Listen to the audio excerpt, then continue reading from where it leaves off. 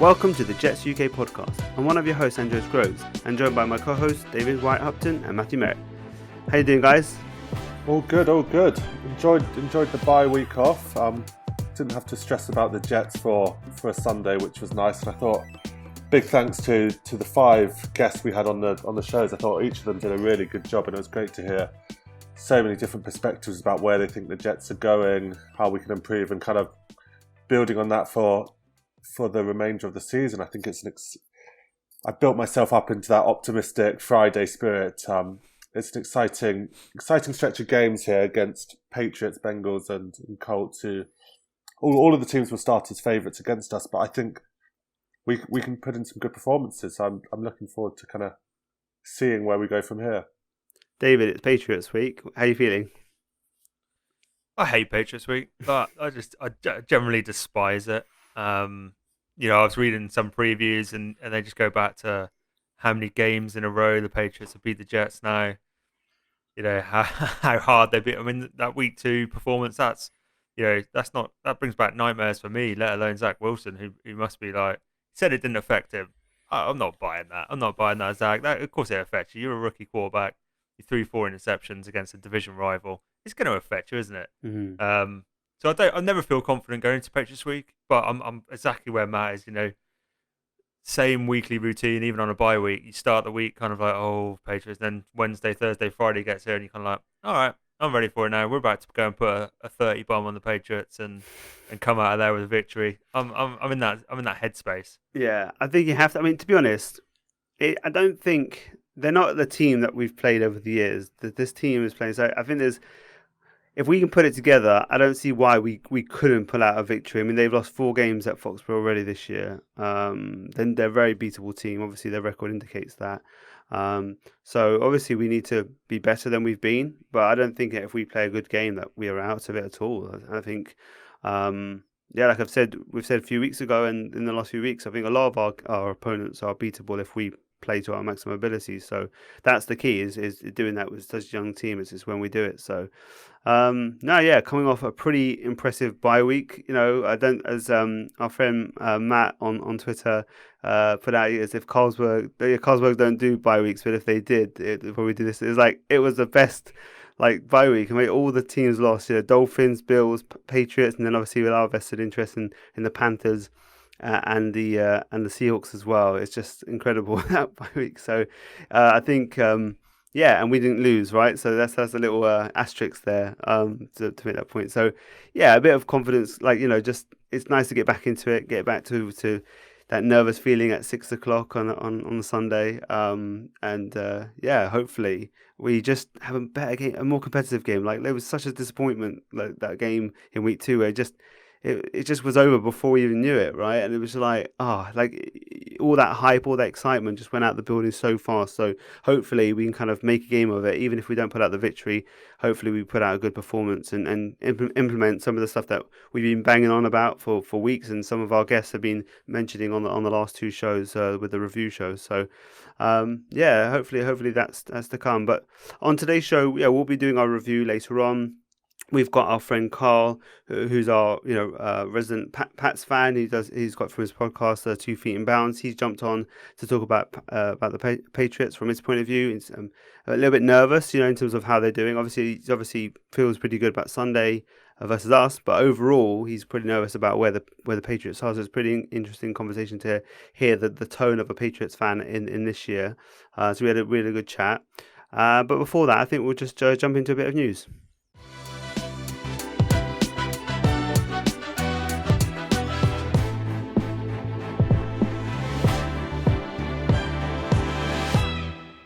Right, okay, so for the news this week, it's pretty quiet week. Just a few injury niggles here, there to talk about on the injury report. It's Tyler Croft. That's good. He may not play. He did not practice on Wednesday and Thursday. We haven't got the Friday report just yet. But he, I guess it's back to the Titans that we've got. David, let's hope that maybe with another week with that Tyler Croft, they start and another week to look at it. Maybe they decide that maybe the Titans aren't the solution. Maybe we go elsewhere, right? Well, I mean, LaFleur came out, didn't he? And he was kind of like, I haven't really drawn up many plays for the tight end so far. And I was sat there, Matt said, "Oh, DJ's triggered some people with that comment," and I kind of responded straight away. It's just like, well, why would you? Like, if you're looking in that room and going, okay, let's look down. We've got Ryan Griffin, Tyler Croft, Daniel Bryan. Yeah, I'm probably not going to draw too many plays up specifically for them when I can't get Elijah Moore and Denzel Mims in the game. So, I want to see less 12 personnel. I think we have started seeing it trend down, but that's probably just because Tyler Croft has been injured. So, Yeah. I think the main thing that I want to see is if Tyler Croft is a go, and he hasn't practiced this week, so I don't think he's scheduled to be a go. But when he is, do we continue to see that decline in that personnel grouping, or is it purely because LaFleur thinks Brian isn't as good as Croft, which he isn't? But do you know what I mean? It's kind of, I just want to see if we're learning from that, because it's just not working. What we're doing is not working, and they've come out and they've said, we've identified the issues. I mean, the issue is you're not scoring points and you're not getting your best players on the field. I mean, we can identify those issues, but Salah kind of came out and said you may not see it. So us as fans, you may not see it. So what they're talking about is small tweaks there. If you're talking about personnel groupings, we probably will see that. So I'm just interested to see what it looks like. LaFleur said they script 24 plays to start the game, and that seems like quite a lot to me. Yeah. I've never heard an offensive coordinator say 24 before. That I've heard 10 or the first 15. drive or the first 15. But 24 is a lot, and he said they have to go off script. And because we haven't scored a single possession on any of our opening possessions, I'm pretty sure that it's gone off script pretty quickly every week. So maybe they need to stop trying to script 24 and just really nail down those first 5 to 10. Yeah. But yeah, it's going to be interesting to see. I'm really intrigued by it. This weekend is a really interesting game because we identified, and every Jets fan out there has identified some issues with how we're playing at the minute and how we're utilising our personnel. So that's the one thing I want to see straight away is how are we getting Elijah Moore in the game more. They did a really good job on Corey Davis in week 2, and Zach just zeroed in on him, and a couple of interceptions were because he zeroed in on Corey Davis. So are they going to script some more plays that has, Elijah Moore as his first read, or Jameson Crowder as his first read? Just move his first read around a little bit. Yeah. Don't always make it Corey Davis, because if you do that, you make yourself a little bit one-dimensional, and they can just put Jackson on. Right. Exactly. And they'll take away Corey Davis. You know that they're going to do that. That is Belichick has done that for the last decade. Every single week, basically, he takes away your number 1 receiver and says, "Okay, if you beat me with your number 2, 3, 4s, that's more digestible than you beating me with a guy that we know is good." And so, what are we going to do? Like, Go to number 2, right? Go to number 2. Go to number 3. Go to number 4. Get Denzel, and instead of a 2 tight end, run Denzel out the slot. Let's just see what he can do. He cannot be physically worse than what we're getting out of our tight ends right now, because they're not even blocking very well. So exactly. So you might as well have the receivers, especially people like as we talked about with some of our guests, Mims and Davis. They're both really good blockers for receivers, and I think they can do as good a job in the blocking department, I think, as the tight ends or close to it, but they can do so much more with the rest of their duties. So definitely, I think they need to divert away from that. And it's an interesting point about the Tyler Croft. If he's when he comes back, hopefully we've had some good offensive output, and it kind of forces us to it forces them to kind of stick to it, because they see that the results are there before he even comes back. So maybe it's happened at the right time to kind of force their hand, and then we see what we've got. So the other news obviously is CJ Mosley. He's obviously not practicing Wednesday, Thursday. He is more confident about playing. He said so himself, we believe. So yeah, I think it's an interesting situation. We're very weak there. It is an interesting situation if he wasn't there. Matt, I guess what's the plan if CJ's not there, and how big a miss is he going to be for us? Well, I guess the worry goes back to that 29 season, doesn't it, where he got injured in that Buffalo game, and we kept hearing he'll be back soon through the first half of the season until he eventually got shut down for the year. And we just need to make sure he's been so important to the defense for the first 5 weeks of the season that we don't kind of repeat that situation if he's trying to force it too much or trying to get back in. I know he said that he's optimistic about playing. Yeah. But hopefully And obviously we don't have any of the information around the specifics of the injury, but I hope they take a bigger picture view of his injury. And if it looks like it's going to be something that could make it worse in the long term, just sit him for one game, like the Browns did last night with Baker missing a game when he could have played. I'm sure if that had been a playoff game, we would have seen Baker out there. But sometimes it's a bit of short-term pain for the long-term payoff. Yeah, exactly. I think hamstrings are dodgy as well, aren't they? Hamstrings can be really dodgy. Yeah, hamstrings are not the one you want to mess around with. No. If he doesn't play, I think we'll see. Salah said Sherwood would take over the mic, so that means he'll be the guy inside the huddle calling the plays, making sure the defence is set up, which is a lot of responsibility for a rookie who's only just learning the linebacker position for the first time this year, having played safety in college. I think that is something that Josh McDaniels would definitely look to get after in terms of perhaps just a lot of pre-snap motion, a lot of pre-snap movement, kind of some different looks in the offense, just to try and cause the Jets some of those wrinkles on offense, on defense, even when they're kind of set up in their structure.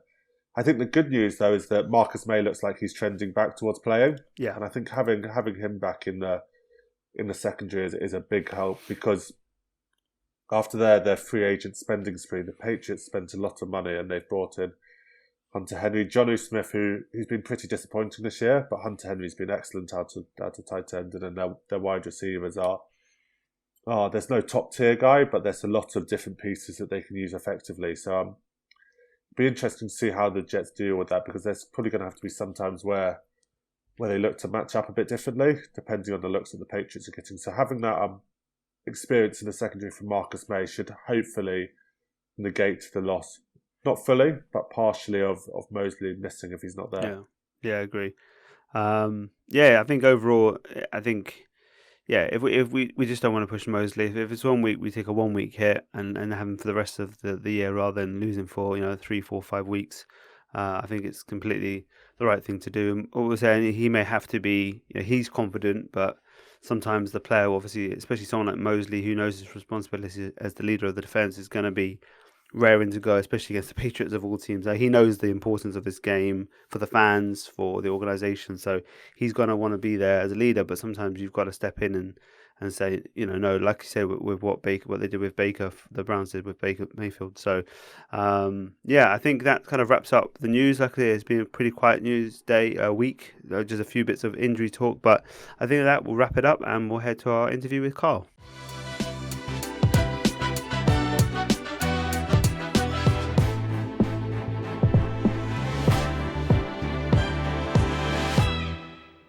Okay, so I'm joined by Karl from 2 Feet in Bounds podcast, but he's also our Pats fan that we know very well from previous appearances on the show. Karl, thanks for joining us on Pats Week.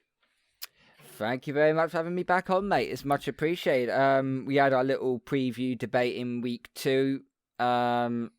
We came out on top by a very clear margin. Yeah. The rookie class that Bill Belichick likes to school always comes to fruition in that circumstance. But we're on different trajectories, but we're not far off the same record as each other currently. So, no. 2 teams in transition. Yeah, absolutely. I mean, it is an interesting time for Pats fans where you guys have played some pretty good teams, pretty close recently, but overall, you definitely seem like a more beatable team, especially in Foxborough. Four losses in Foxborough, which is unheard of, especially in a whole season. Never mind the last time I believe we actually done that, I think it was in 1993, I believe. Yeah, so it's very, very interesting times for anyone who's an AFC East fan, seeing where the Patriots are right now.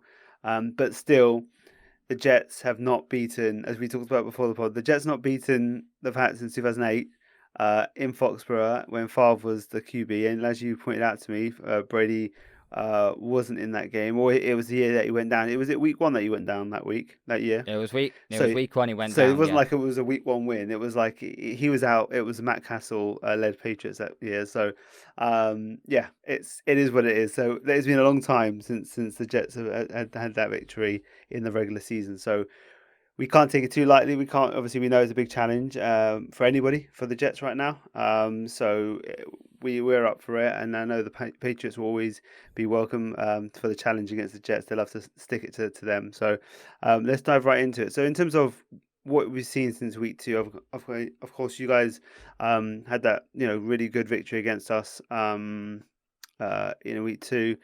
But what's been happening since then? Negativity, maybe some positive aspects from what you've seen since then. The offense has been very, very clunky, shall we say. I'd made a reference a few weeks back to anybody who understands the Premier League in football. There was a team called Everton around it must have been about 4 or 5 years ago now. They had a big spending spree where they bought like 6-7 players and put them straight into the first 11. People thought, oh, they're brilliant, they're going to challenge for the top 4. They finished middle of the table. Why? Because the players they brought in, they didn't gel quickly, they didn't cohese quickly enough, and therefore it just unfortunately just didn't work. The Pats are in the same situation now with regarding of their receiving core. You look at Kendrick Bourne, Nelson Aguilar, Hunter Henry, Jono Smith. They're not exactly cohesing together right now, and you can see in the plays. Mac Jones is not the problem that the Pats have right now. Mac Jones is far from the problem. He's had 3 100-plus passer ratings by Pro Football Focus. He's had more 100-plus passer ratings than any of the quarterback class of 2021 draft class put together. So Mac Jones is not the problem. I always have an issue with Josh McDaniels. I have had an issue with him even when Brady was there. I had an issue with Josh McDaniels. I thought some of his play calling is very vanilla and can be a little bit brain dead sometimes. I mean, how many times are we going to see him go for a 3rd and 7 and throw a fucking screen pass? I mean, Jesus Christ. You can't throw a screen pass on 3rd down if you've got poor O-line and blocking schemes. It doesn't work, seriously. Bill, the 2 games I will pin out why we're a little bit concerning about. The first game is Tampa Bay in week 4. We put up a hell of a fight to still stay in that. And yet Bill Belichick decided to go for his kicker from a 56-yarder in the rain and the wind in Foxborough, where Nick Folk has only made one of his last 5 kicks in over 50 yards for 2. And we know Nick Folk very well since 2015. Or you put the ball in the rookie quarterback's hands and go 4th and 3. If the Pats don't convert, the Bucs win that game at the end of the day.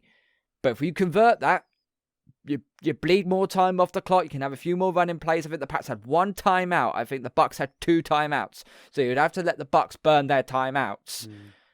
Kick a field goal, and then just try and stop Brady and his magic. But that's easier said than done. But unfortunately, we kicked the field goal. It hit the post, which we could hear over here in the UK from Foxborough rattling away still.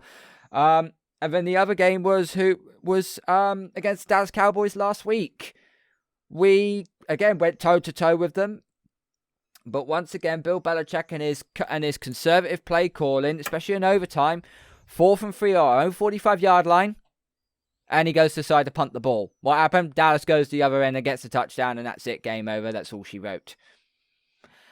I think Bill and Josh McDaniels don't quite trust Mac Jones yet. I'm okay with that because he's a rookie. Yeah. If he was a seasoned veteran, a 4th and 3, we're putting the ball in your hands. You've got to convert this 4th down.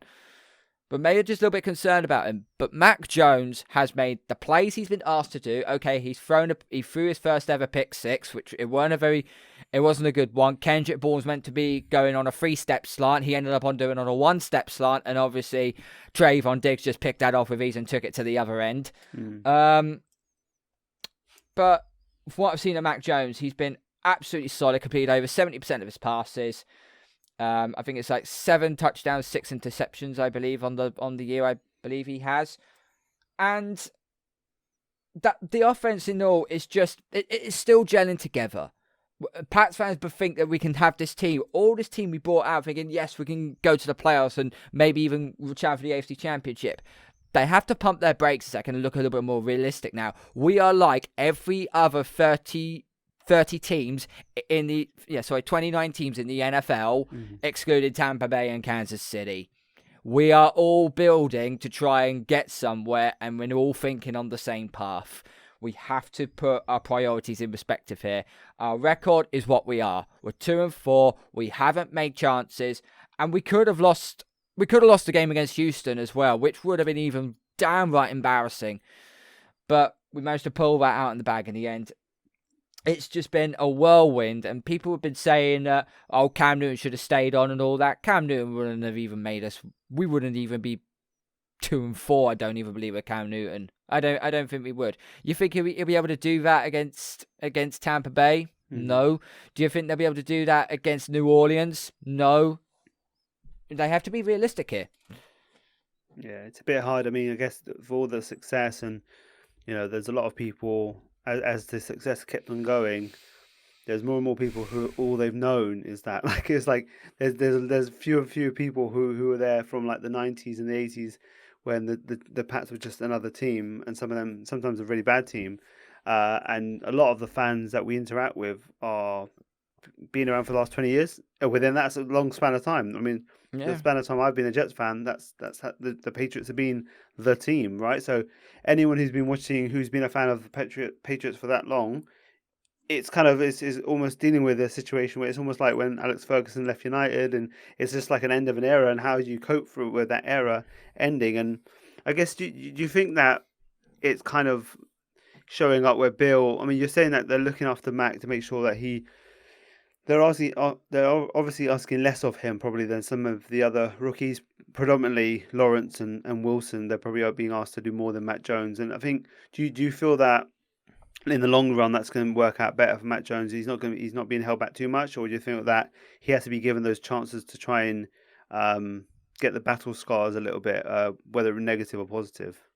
I think at some point I think Bill and Josh McDaniels, they will take the reins off Mac Jones and say, okay, we're now going to release you. Yeah, let's see if you can literally sling that ball down the other side of the field to, say, Aguilar, who's our ex-receiver. I think at this current state of play, I can see what they're trying to do. They're making him only throw on short dump-offs, or dinking and dunking, whichever you call it. Brady dink and dunked his way in his early years as a Patriots QB, and guess what? It didn't exactly do him any. It didn't do him any bad. So it's not illegal. It's not disrespectful to dink and dunk your way through. It's just people prefer to have the flashy 30, 40, 50-yarder bomber from QBs. And that's the bit which separates Bill Belichick as a coach to everybody else. With the likes of Zach Wilson, he's trying to make plays which he can actually see down the field. Now, when I was at the London game, hopefully you was as well at the Jets Falcons game. Mm-hmm. There were so many times in the second half where Zach Wilson's trying to look downfield for that big 20, 25-yarder pass, but Jamison Crowder is on the dump-off section on his left or his right-hand side and has missed him completely. At some point, Zach Wilson got say to himself, I know it's the boring way, take the check down. Mm-hmm. All the quarterback has to do is move the chains. Yeah. Move the chains and put you down in key situations. If you can see a route which you know you can get the deep ball down and the receiver's going to get it, then fine. But if everything else is blown up and you don't know where to go, dump it off to your slot receiver or dump it off to your running back. It's the easiest way of doing it. And if you unless it's third and 20, then obviously you have to go for the chunk play. Otherwise you're just punting the ball back to the referring team. But no, I expect Mac to get a little bit more looser as the season progresses. I think we have a chance of making the playoffs? Right now, I'm on the fence of it. I think we're going to need a good run in games, a little bit of luck, and we're going to have to beat some big teams along the way. Pretty much, we probably have to beat Buffalo once. Yeah. Tennessee, Cleveland, even though they're banged up with injuries right now. The Chargers are no joke as well. And I originally thought Carolina would be an issue, but they've sort of dropped off the map all of a sudden. Sam Darnold has become Sam Darnold again. Yeah, I mean, it's Christian McCaffrey, right? I mean, we saw that week one. There's two teams in the NFL that are run by their running backs. Yeah. Christian McCaffrey for Carolina, Derrick Henry for Tennessee. Yeah, absolutely. And I think the key with Tennessee is you've got them up, coming for you guys, and we've played them and been one of their only losses when they obviously then went on and beat Buffalo, which is a weird situation. But it was that combination of the two receivers plus Henry is a killer combo, because then they really are kind of like balanced. When it's just Henry, even though he gets his, they just, when the pass has to be there, that's where they were lacking against us, and we're able to make them one dimensional, even though that one dimension is incredible. So No, that's absolutely. in your future. But no, I think. Going back to your point about Zach, I think in terms of what we saw at London and in terms of him going for it, I mean, yeah, I think right now it's kind of the game's really is moving very fast for him, as you understand, in his first 5 games that he's played so far, and I think that his natural position is to be more aggressive. Generally, he's more of an aggressive type player, that he'll try and make the big play, which I think means that by the time those other safer options are there, he's trying to get the ball off quickly, because the clock's running in his head quicker. So he just fires the ball down the field rather than going down there and then going, actually, no, looking down and having the time and the composure to go from the big play and bring it down and then take it to the little Yeah. way. Well, he does it sometimes, but sometimes he'll actually get it late. Like there was one play you already saw that game when he dumped it off to Michael Carter. There was nothing down the field. He looked down the field.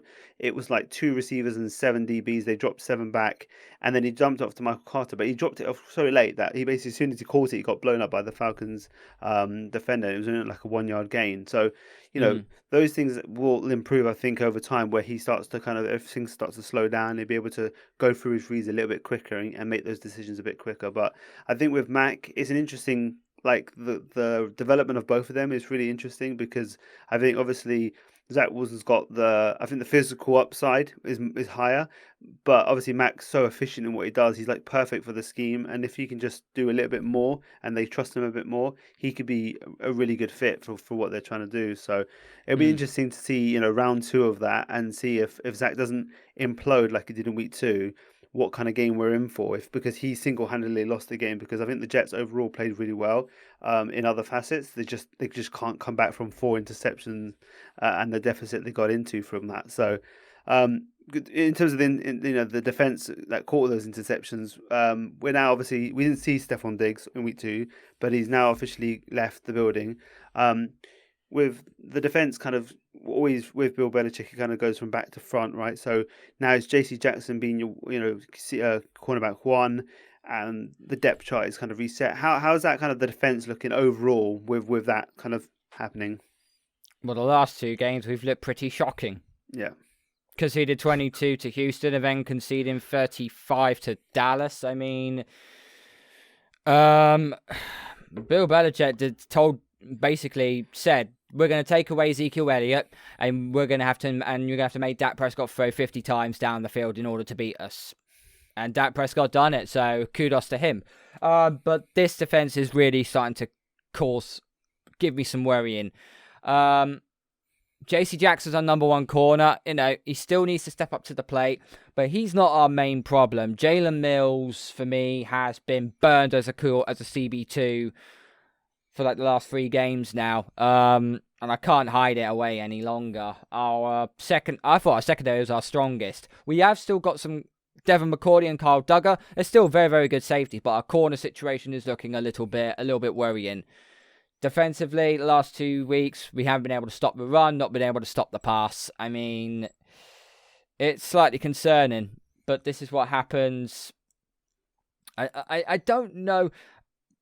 I honestly have a funny feeling. I know Steve Belichick is meant to be, and Jared Mayo as well, is meant to be their linebacker coach and defensive coordinators. They swapped between the 2. But I just have a suspicious feeling that Matt Patricia has got something to do with this. He came in as an assistant personnel back. Oh, that's a senior advisor. He came back as an advisor for the Patriots. And for some reason, the last time I saw that defense that bad was 2017. We made the Super Bowl, but the Eagles put flipping 41 points on us.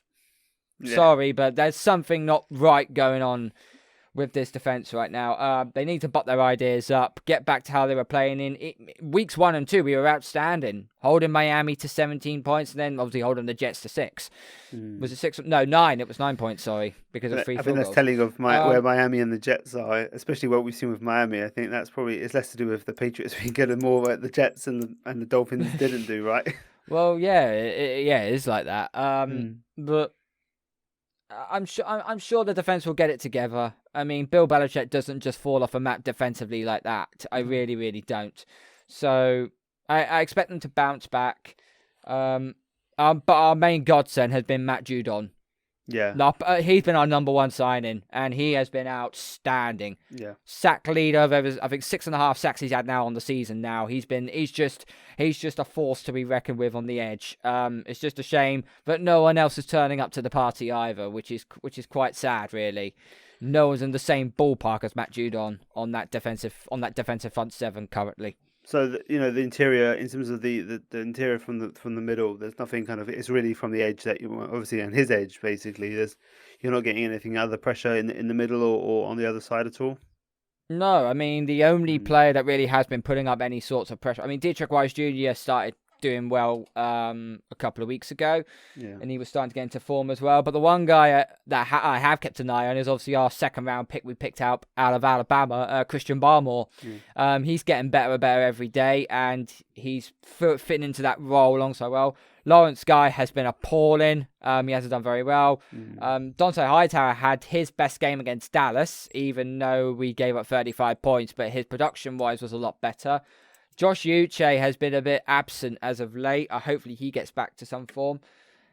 And overall, we just need to tighten up, tighten up a bit better, and we have to make our coverages a little bit more better. We can't just. I mean, CD Lamb was open for days last week. He cut us open. Yeah.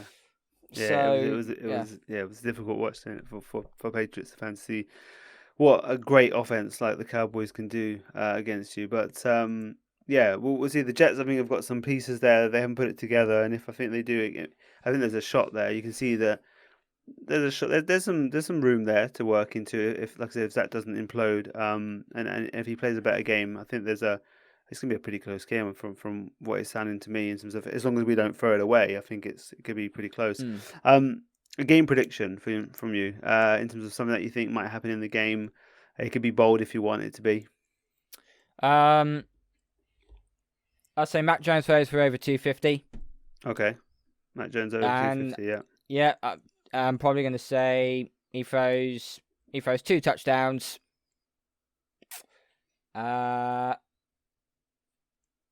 First touchdown, it seems to be a running play. If you look at all our touchdowns so far, most of them are all running plays. So I'm just going to go really safe here and say Damian Harris rushing touchdown to start off the thing. Zach Wilson for me. I think he'll do better. I think he will learn. I'm going to say he gets 1 touchdown, but he's going to still throw 2 picks. Right. Okay.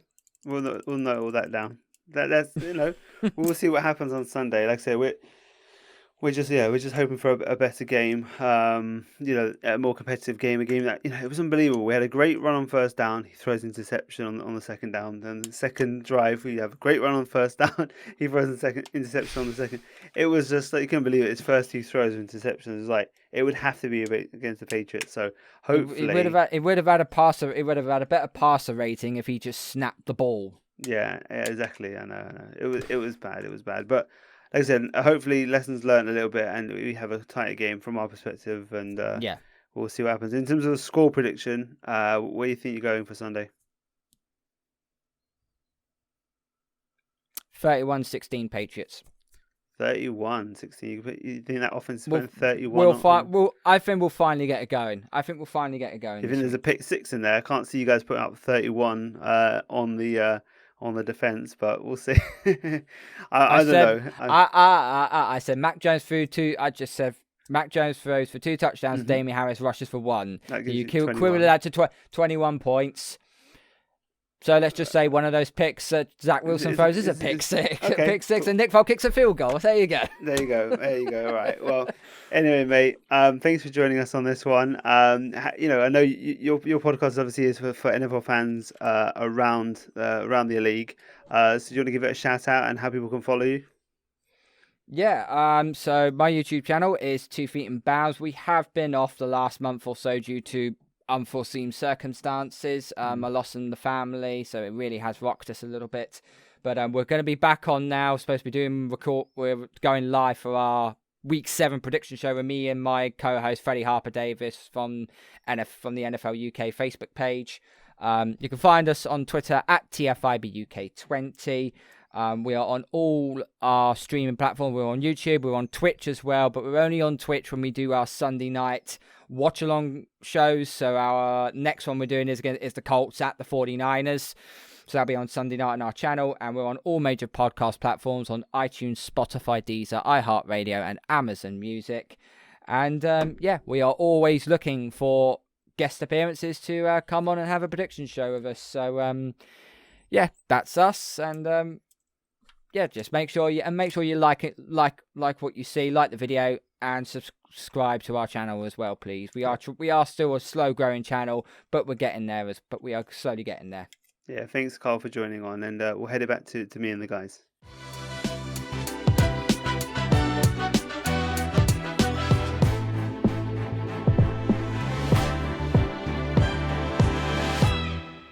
Okay, so we'd like to thank Karl for jumping on the pod and speaking a bit of Patriots for this upcoming game. And should we jump into our little chat about the game on Sunday? So basically, it's going to be pretty free flow, just chat and see where the conversation goes. David, what's your main thoughts going into the game? How do we kind of turn this around, get a good win, get a good performance? First of all, I'm going to predict a loss because spoilers for later. Every time I predict a victory, we just don't turn up, it seems. I think Denver was one and New England as well. Yeah. So, I mean, it goes back to what we were saying earlier, doesn't it? You know, we need to see what we've done over the bye week to correct the issues that we're having. You know, we can't spot any team a 10 to 20 point lead. We're just not good enough to fight our way back in. We're not a Dallas. We don't have a Dak and a CeeDee Lamb. We don't have those kind of weapons to quickly claw back 20, 30 points. We're just not at that stage in our rebuild at the minute. So I think starting quickly is one. We definitely need to come out the books. I mean, we need to get Elijah Moore involved. I mean, same old stuff, same record. But they think they've solved it, and I think that's going to be the biggest key this week. Is we'll find out have they actually solved it, and if they haven't solved it, then you've got to start worrying for the rest of the season because they've had a bye week to go and look at 5 weeks worth of tape, and they've come out and they've not managed to solve what was going wrong.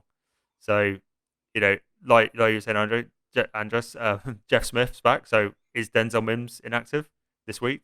I mean, that's going to trigger the fan base before opening kickoff. If those inactives come out at 5 p.m. on Sunday and Denzel Mims is an inactive, Twitter's gonna burn down because Jets fans aren't going to be happy, are they?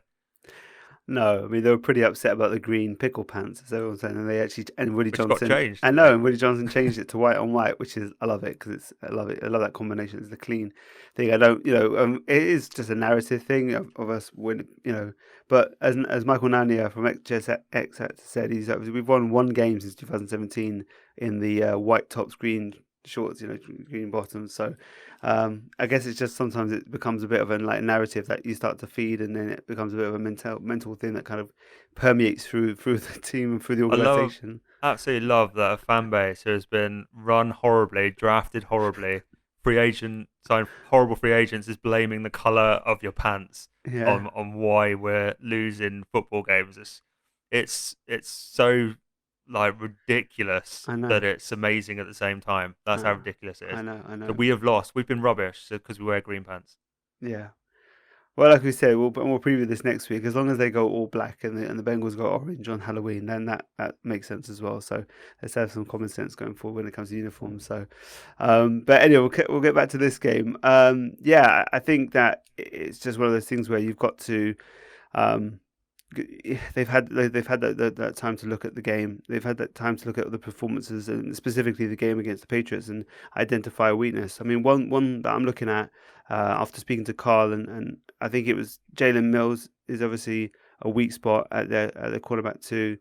I think we say this every time, but is it going to be the time when Elijah breaks out? Because the talent is so there with him, right? And so you think at one of these times it's going to be when he's got maybe a weaker opponent up against him, and someone's obviously if they're focusing with JC Jackson on Corey Davis, then maybe Elijah will have the chance to break out if against someone like Jalen Mills. He's been beaten a lot the last few weeks, and so Elijah could be another candidate to do it.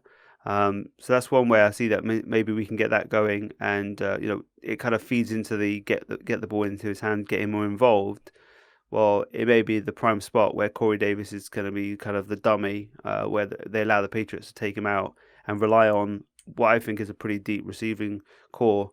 I don't think there's a big drop off from Corey Davis to Elijah Moore. So in terms of there isn't just a clear one superstar player and then everyone else we're struggling. I think if we use Corey Davis as a decoy to let them take him out of the equation, I think we can still get it done elsewhere. So that's one thing I'm really thinking about where. If they figured it out, and they've said they figured it out, multiple, I think, Corey Davis said, we figured it out, we've got things working. Well, let's see in the first quarter, let's see some points, let's see some drives that actually are extended more than just a 3 and out. So that's where I'm at right now. Matt, what's your thoughts about Sunday? So I think I've got two main holistic thoughts, which are kind of setting up, not just for this game, but kind of the next stretch of games. And the first one is, I think within 15, 20 minutes of the game kicking off, particularly that first half against the Patriots, we're going to know just how well and how self-aware Lafleur and Salah really are when it comes to being able to kind of look at those first 5 weeks and they've had 10 days off now to kind of get a game plan together to really be able to focus. I think they've kind of said it in the press conferences this week. They've kind of set it up like we've identified we're going to execute better. We've kind of made a couple of tweaks, wrinkles. And I think it's going to just be plain as day whether that's true or not in the first half. So I think perhaps not a key to a game, but I think for the fan base, if we kind of see a change in gear shift and kind of a step up, especially in that first half, which has been so lethargic through the first 5 games, it's going to really re-energize the fan base behind these guys as the leaders for the franchise. And I think that is so important for us to see this week, is just that they've been able to learn from their mistakes and kind of identify where they've needed to fix things. The second thing is something which I kind of preached a lot to in the off season when we were kind of leading up to week 1, and I've kind of perhaps lost sight of in the action. So I'm trying to remind myself and others about it. It's just the importance of separating results from performance at the moment. I think we all appreciate that the Jets are a building team and they are kind of growing and learning and kind of collectively developing. And I think in the season we can get so bogged down by the final score and that result. But I think one thing we need to see is the performance. It's separate from the result itself, because if they have a great performance and they kind of show that things that I just spoke about, that self-awareness, self-scouting to kind of make those changes, I think that will be a positive sign for them moving forward to the rest of the season, regardless of the result, and kind of showing that they've learned and been able to take it up a bit. So I hope that regardless of the result, we kind of see that improved performance. I think moving down to kind of the specifics of the game, one thing is standing out to me, and this is kind of moving over to the defensive side of the ball, is how I reckon Josh McDaniels watched how the Atlanta offense attacked the Jets defense and kind of rubbed his hands, because there were a lot of 3-step drops, Matt Ryan getting the ball out in 2 seconds, and wide receivers running quick breaking routes where they could kind of create enough space. As a result of the Jets defense playing a lot of off coverage. It's one of Salah's hallmarks of his defenses. He's quite happy to give up the short yardage passes through underneath throws, quick throws, lots of slants and out routes, which kind of set up quite nicely for him. And I think a combination of McDaniels and Mac Jones are going to be all over that. We've seen Mac Jones, for all the criticism he gets for not being able to attack down the field and kind of take those big throws, he's very decisive and he gets the ball out very quickly when he sees someone running. So the Jets defense are going to have to be aware of this, particularly people like Bryce Hall, Brandon Eccles, Carter II, Guidry, who are sometimes giving up 5, 6, 7, 8 yard coverages to sit back off. And I think it's what they're being asked to do, and it's probably what they're best at, given how inexperienced they are with dealing with NFL wide receivers and tight ends. But I think one thing the Jets might have to do, if they're getting killed with those kind of underneath passes, is to think about perhaps occasionally just doing a bit of press coverage to throw off the timing, to throw off Mac Jones' rhythm, to throw off the wide receivers' timing, just to kind of create a bit of hesitation in that Patriots offense. Because if we allow them to stay on schedule, I think they will just keep ticking over, particularly with the linebacker core looking weak and Mac Jones' ability to target the middle of the field. You're going to have to kind of create some other wrinkles for that offense to kind of exploit and give the pass rush time to get home, because that Patriots offensive line is not good. It's just about making sure that the coverage holds up long enough to make sure that those guys can get home. So I think there's going to have to be a bit of thinking from the Jets side. Ulbrich in particular is going to have to think about when's the right time to kind of push people into press coverage, when's the right time to kind of bring a bit more pressure, and hopefully we can kind of get a bit more disruption on the Patriots than we did in week 2. Yeah, it's hopefully we get more pressure on the Patriots, and obviously last week's game plan was, the last game that we played obviously in London was a strange game plan that they played against Matt Ryan, and I think that I don't think there was things they were doing in that game that they hadn't done before, which I thought didn't quite work out, and I think that if they go back to how they were playing before, I think they'll have enough success, and I do think mixing it up a little bit, trying to kind of catch them out of rhythm a little bit is definitely the way forward. David, what's your thoughts on the defense against this Patriots offense? Yeah, I think Matt's absolutely right in terms of if you give Mac Jones those 5, 6 yard passes, he's going to take those every single time. And with New England actually running the ball a lot better recently, they've had some really good performances on the ground with Harris and against even the Cowboys and teams that are vastly considered better than us. They've managed to get the running game going. So if you can get the running game going and then give up those 5, 6 yard slants and curls, you're going to be in for a very long day. So we may not be comfortable playing very much press because Salah's system is that bend, don't break, kind of short, give them the few yards and then close quickly. But we might need to do it just to push Mac Jones out of his comfort zone. And we kind of saw that he can complete passes down the field. He's not completely useless at completing passes down the field, but he's far more comfortable on those short kind of dump off passes, those short, just move the chains. So almost like when Bill kind of takes your number one receiving threat away, he's telling you to beat him in a different way, to beat him in something you're not comfortable with. And that's almost what we've got to do. It's kind of reverse for us. We have to force Mac Jones to beat us. And if he throws a couple of 60-yard bombs, I know people will be unhappy about it, but I'd rather almost see that than see him just, like Matt Ryan did, just carve us up 5, 6 yards at a time, 5, 6 yards at a time. And we're playing a 7-drop, kind of 7-yard cut, like spacing on it. It's going to be interesting. It's going to be really interesting to see how we attack. And we've obviously got tape on him now. We've played him once. He was okay. He didn't destroy us or anything like that, but I think we did try and take away a lot of the short stuff.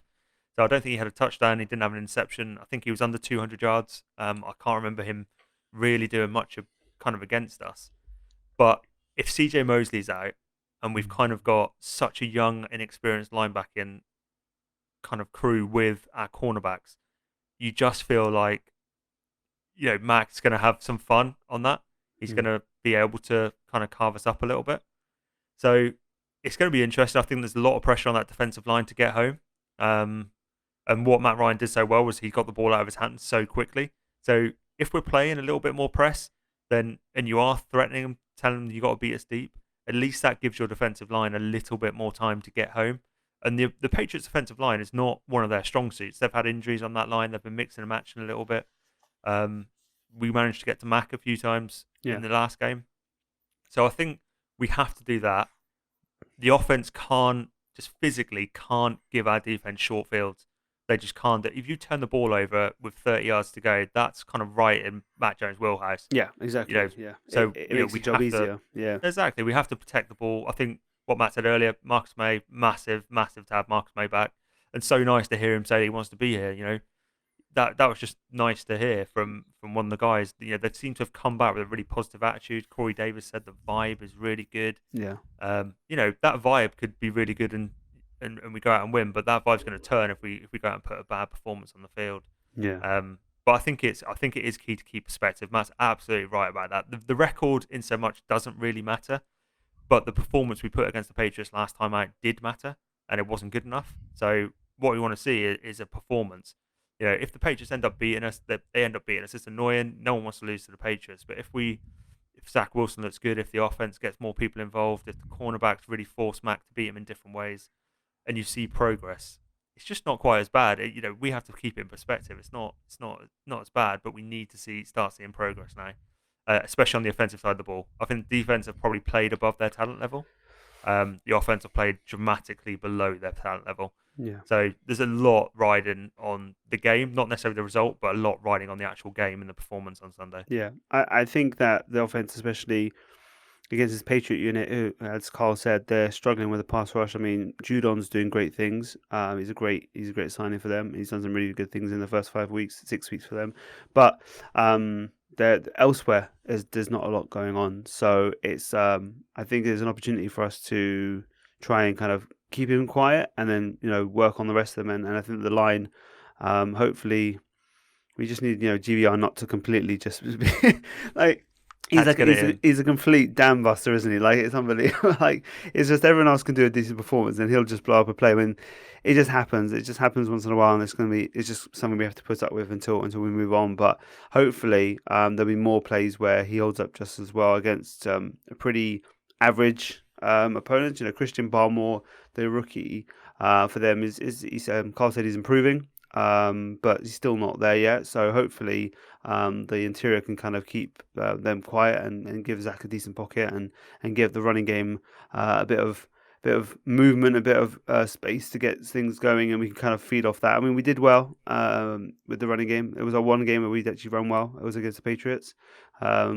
I very vividly remember a great first yard run, and then Zach throws an interception, and then another great first down run, and then another interception. So it was just I think if we continue with the running game and Zach feeds off that and he doesn't implode, I think we could put together a decent performance against the defense. There's nothing special about it. Overall, the Patriots, there's nothing special about that except for their coach. I think he's the X factor. Is Bill Belichick's, is just the master of planning and deception and all that. So that's basically where we're at in terms of bold predictions for the game. Not the scores, but something that might happen. I'll go first to give you guys a chance to kind of think of one. Bold predictions, I think Elijah Moore is going to have his breakout. I know we said it every week, but I said it earlier. The reason I said it is because of what I said earlier about Jalen Mills. I think the talent is there. They've had time to assess maybe ways to get him involved. And I think he's up, even when he does line out outside, he's going up against an opponent who has struggled. So cognitively, it's not a stretch to say that all those things line up. Now, obviously, we have to see what happens. Obviously, I could be having egg on my face, which has happened very often to us in our predictions. But that's the logic behind that one. And I'll go that he'll get his first touchdown, and he'll get 80 plus yards on that one. David, what's your bold prediction for the game? So I'm going to go with two, which shouldn't be bold predictions, but based on our performance so far, they are bold predictions. Oh dear. So the first one is that we're actually going to score a point on our opening possession. I don't know what it's going to be. I reckon it might be a field goal, it might be a touchdown, I don't know, but we're going to score a point. And the second one is we're going to have our first interception of the season. We're the last team out there that do not have an interception. That's so, yeah, because the Falcons got one against Zach, so we are officially the only team in the NFL that has not recorded a single interception so far. So I'm going to go with Bryce Hall getting an interception, and that's my bold prediction, which aren't that bold, but are bold. That's a sad state of affairs, but it's where we are right now. Matt, what's yours for the game? So just building on your last point, Andres, I think as you said, the rushing attack is going to be so critical for how the Jets want to set up this game, and I appreciate they're going to probably go with a committee, but I think there are probably a couple of long runs in there available, particularly if Belichick tries to be clever and kind of do a couple of deeper sitting coverages where he tries to confuse Zach in the passing game, and I think they're there for the taking on that front. So I'm gonna put it out there. At the moment, our leading rusher is Michael Carter, who's on 163 yards through 5 games. So I reckon this game, for the first time, will get someone over 80 yards rushing. Either Carter or Ty Johnson, I'm not sure, depends who takes most of the carries, but over 80 yards, because I think there's a couple of big runs in there. It's funny how our bold predictions have gone from over 100 yards to now over 80. We're kind of like scaling it down. Obviously, David's ones are just an absolute mockery of bold predictions, but actually, they're not. They're not because we haven't done it. We haven't done it. No, We've had 5 games to exactly. do it. It's mockery when you think of what you're saying, but actually, when you apply it to this team, it's not. So that's just, yeah. We very much hope that's the case. Now, here's the point. Just run behind AVT. Just run behind AVT. Yeah. You look at the rushing direction and the success we're having. It comes between McGovern and AVT. That's where you need to run it. Just run it. Just run it there every time. Just do it. Just do it, because more often, even if the few get blown up because they know you're going there, there'll be other times where AVT just wins his matchup and it happens. So I agree. And when we get Mackay back in a few weeks now, I mean, they said 4 to 8. Fast. They said 4 to 8 weeks. We're now at week 6 after it, or 6 weeks after it. So a few weeks back till Mackay's back, hopefully, and that'd be really great to see him there next to AVT, and an AVT who is how he's playing right now. That'd be fantastic. So, but what do you think happens when he comes back? Just a quick one. So Fant's been playing really, really well. Moses is actually going in the opposite direction. He started well, and he's not been quite as good the last couple of weeks. So do you reckon Fant goes straight back to starting right tackle? No. Or do you reckon Moses keeps it? I think Moses is going to keep it because Fant looks really bad on the right tackle before Moses took over. So I think Moses will keep bad it. Run blocker. And then I think Fant will be the swing tackle and be there kind of. I think that's what they'll do. I think they'll give Moses a run there at least, and then if not, we'll put Fant there. That's my prediction. But that's hopefully something to review for maybe the Colts game. Probably not the Thursday. They'll probably wait till after that Thursday night game, because we've got Sunday next week, Thursday. They'll probably give him the week after that, and then he'll be back for, I don't know. I'm not looking that far ahead at this point, but the game after that, I think maybe one of the divisional games. I think Dolphins or Bills, that week. But that's it. Now, let's get to the final part of the show, score predictions. Matt, what's your score prediction for the game? Well, I've predicted wins the last 2 games against Tennessee, which I was correct on, and then unfortunately Atlanta, where I wasn't so lucky. I don't think the Jets are going to win this game. I think there's a fair amount stacked against them when you look at the 2 rosters. The coaching, playing away in Foxborough is scary enough for a rookie quarterback. I think the Jets are going to hang around and hopefully be a pest a lot more than we saw in that week 2 matchup. I think they will keep it a bit closer, but I'm not sure that they'll kind of cover that 7-point margin. So I'm gonna put it around 25-16 as the final score to the Patriots. David? Yeah, I mean, I'm going to go with a similar one to Matt, only because I think every time I've done a win, it's been a loss, and when I did a loss, it was a win. So I'm going to go with 27-17 to the Patriots. So keeping it relatively, and I think it'll be close. I do think it'll be close. I don't think it's going to be one of these performances like week 2. I think it'll be close, and maybe they just pull away right in the final 2 minutes if we're trying to push the ball downfield, pick 6, something like that, just when the need calls for it. But I love being proved wrong when it comes to the Jets, so let's go. Yeah, and I guess I'll be the most positive here. I'm not going for a win, don't worry. I'm not going to do it. But I think they will cover, because I think the defense will do a good job against Matt Jones with the extra week of prep against them, and I think they're very limited overall. If you do have the right game plan, I think they're pretty limited offensively. So I'm going 21-16 Patriots. I think we'll cover, but it'll be a loss. I think it'll be just a pretty defensive game. So let's see them outscore that. Let's see them put even more points up. I think that's the way you win. I think if you put 4 points up against the Patriots, I think you can actually, I think it's a good chance to beat them, because I think we can stop them to to about 3 touchdowns or thereabouts. So that's going to wrap it up for this week. We're looking forward to the game and seeing if lessons have been learned and things have been changed. We'll see when that rolls around on Sunday afternoon. But guys, I hope you enjoy the weekend, and we'll see you after the weekend.